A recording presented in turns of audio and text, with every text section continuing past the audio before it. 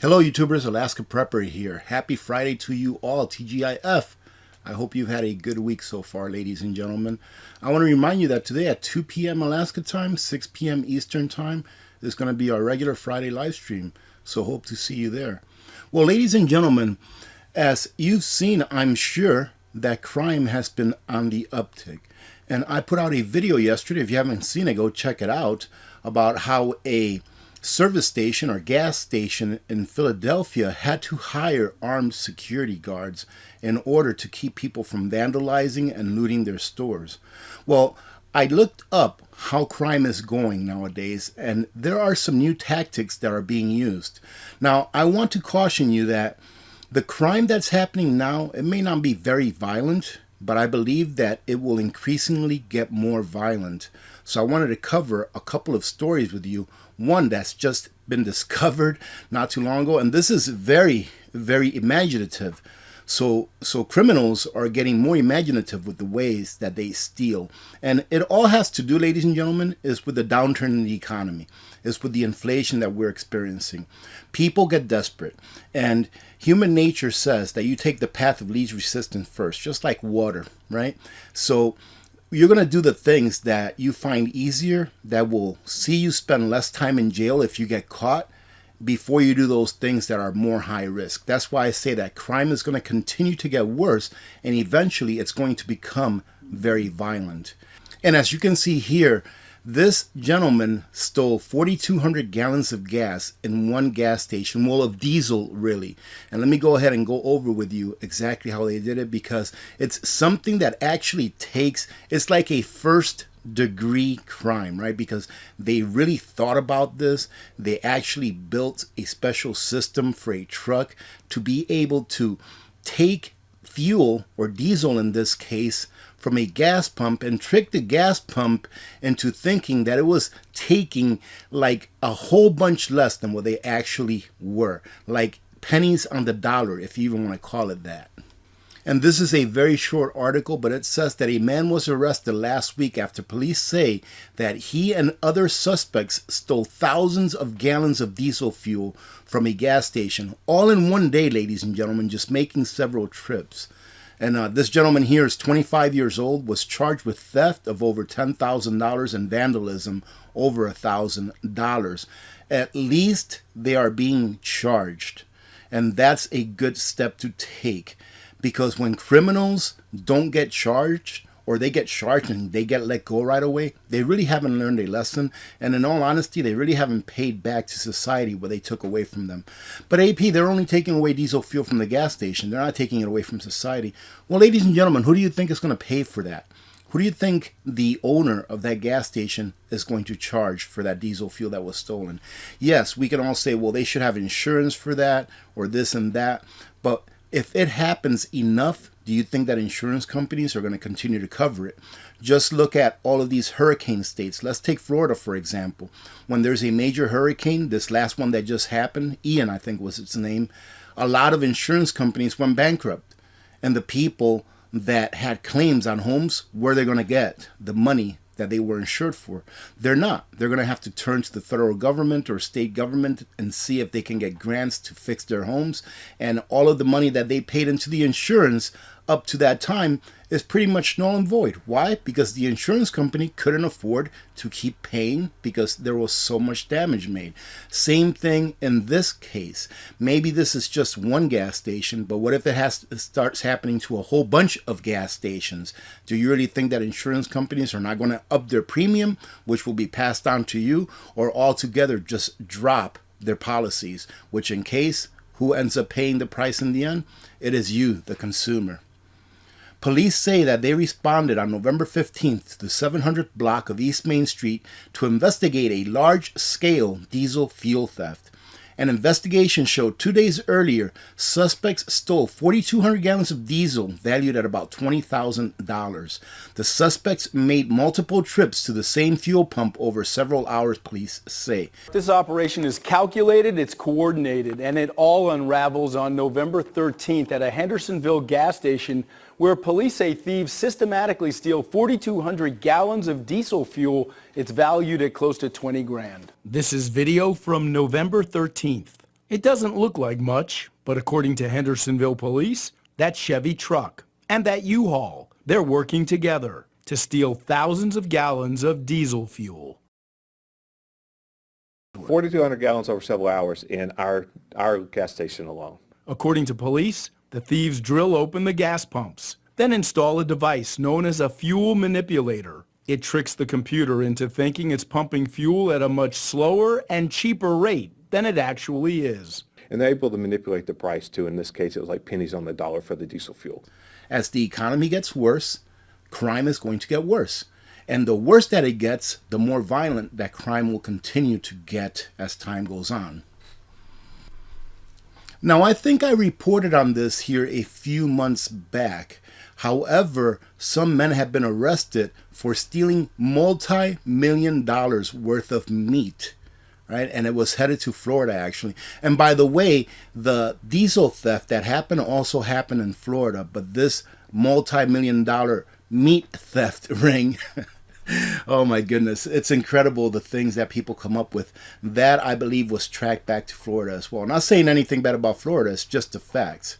Here it says that 3 men have been arrested in Miami for their role in a multi-state theft ring targeting beef and pork packaging plants, according to U.S. Immigration and Customs Enforcement. An investigation into the ring began in June of 2021, so a little over a year ago, with the theft of several semi-trailers containing frozen beef in Lancaster County, Nebraska. And actually, the initial news that I got on this meat being stolen from Nebraska, was from one of our community members that lives in Nebraska. He actually emailed me and told me that I believe like in the span of a month or so, like 3 semi-trailers of meat have been just flat out stolen. And listen to this, ladies and gentlemen, I tell you that it's going to continue to grow. Together, investigators identified more than 45 thefts amounting to $9 million across Nebraska, Iowa, Minnesota, South Dakota, North Dakota, and Wisconsin, according to the release. They traced the thefts to a highly sophisticated organized criminal enterprise based in Miami. And as I was saying, it's going to cost you in the bottom line. A good reason why maybe our beef prices are higher at the grocery store than they might have been normally, just because of the interruption in the supply chain. You have to understand that the time we're going into next year, there's going to be so many job losses. There are going to be so many job losses. The economy is in a downturn, ladies and gentlemen, and it is going to be a multi-year downturn. So this is what you have to prepare for. I often tell people, stock up as much as you can right now because the prices are not going to go down. Sure, you may see a price of this or that locally come down a little bit and then go up here and then come down somewhere else. It'll be local events, right? Like, for example, right now the price of gasoline has been dropping, and that is a very welcome thing. I love seeing gasoline at Costco. I think the last time I filled up, it was like $3.29 or $3.39, something like that. I welcome that. Hopefully it'll continue to drop, but eventually it's going to go back up. There are several reasons why. One of the reasons is that we have to refill our SPR, our Strategic Petroleum Reserves. That's going to take oil out of the market. Right? That's one of the reasons. Another of the reasons is because of inflation. Now, one thing that may keep the price of gasoline down is, what do you call it? I always forget the name of this. Is demand destruction, right? Demand destruction, being that even though the price of gasoline, let's say it stays at $3.29, right? People are going to be out of work. So there's going to be less gasoline needed. Take a look at China. China's been shut down for so long, or a majority of their population has been shut down for so long, locked in for whatever reason, right? They haven't been using fuel. Imagine if China picks back up. The price of gasoline, the price of oil is going to go up immediately. Why? Because they'll start using fuel in quantity again instead of being stagnant and nobody really traveling the roads. Well, another reason why the price of fuel may stay down is not really to our favor, because that reason is unemployment. If people are unemployed, are they going to be using fuel to go to work? No. Are they going to afford to buy fuel at the same quantity that they did before in order to go travel? No. Therefore, there'll be a lot less demand on fuel, gasoline, what have you, and the prices will stay down. However, people still won't be able to afford it. Right? And once that happens, when people just can't afford it, crime is going to start to go up even higher, and it's going to get more violent. Because if someone cannot afford to buy gasoline, more than likely, they can't afford to feed their family. And to finish it off, here it says, more theft, burglaries, and even murders are the unexpected side effects of rising prices. And this is a warning from a criminologist. I'm trying to give you some intel as to what is coming. I hope this doesn't happen. That's always been my stance. However, if we can see what the probability of something is that may happen in the future, you can better prepare for that now. Richard Rosenfeld said that high inflation was creating more demand for stolen goods. Retailers fear that police are now focusing more on violent crime than on burglary and theft. And that is the exact case of the video that I put out yesterday with that owner of a gas station in Philadelphia. He had to resort to go ahead and hire private security because he could not rely on law enforcement in the area because it was just theft. It was just looting. So he had to resort to hiring private security, which is why I think that privatized security is going to be a very big business going forward. Here he says more violent crime could also be on the horizon. As the shadow economy grows, so too do the numbers of disputes that would ordinarily be settled in court. What they mean by the shadow economy, they mean like the black market. So these guys that steal the meat, these guys that steal the diesel or the gasoline, whatever it may be, they're going to sell that into the black market. Well, when you have a dispute in a transaction that wasn't legal to begin with, you can't take it to the courts. So you're going to have to settle it with each other. And a lot of times that will turn violent. Why? Because in that case, you have at least one criminal element, right, in that formula. The person that stole the gas and is selling it.